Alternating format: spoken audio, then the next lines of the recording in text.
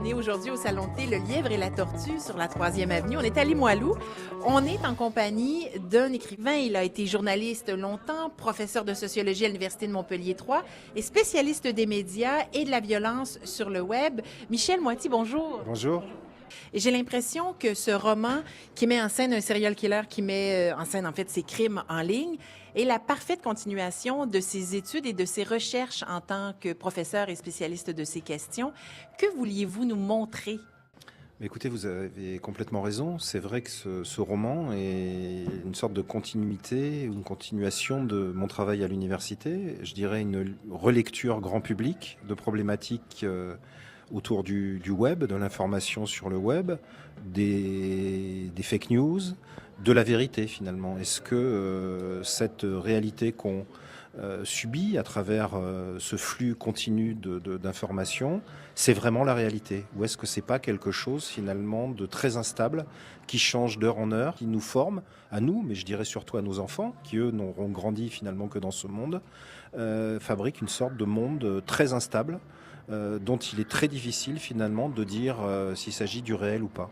Et un monde instable et très violent parce qu'il y a énormément de violence dans ce roman où, par exemple, un homme va en enlever un autre pour mettre en scène son exécution.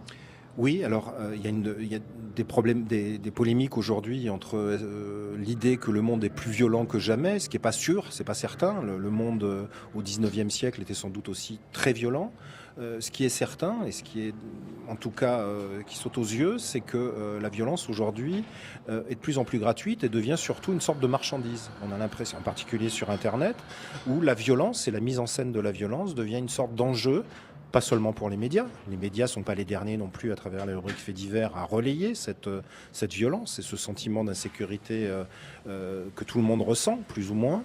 Mais en tout cas, c'est devenu, je dirais, une tête de gondole, quelque chose qui se vend facilement, qui se vend sans difficulté et qui intéresse les gens. Alors ça, c'est relativement nouveau. Vous évoquiez dans des entrevues précédentes où je vous entendais évoquer Luca Rocco Magnotta, ce phénomène-là où les gens sont allés voir. Est-ce que les gens qui vont sur le web ne sont pas aussi responsables de cette augmentation de la violence?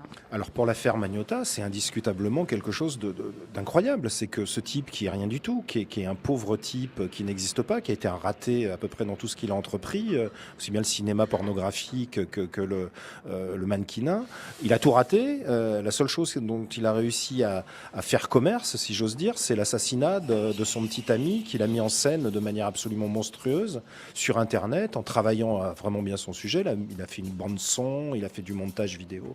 Enfin, on est dans quelque chose d'indescriptible, monstrueusement indescriptible, mais qui est devenu un buzz, qui est devenu un lieu incontournable, un moment incontournable des visionnages en ligne.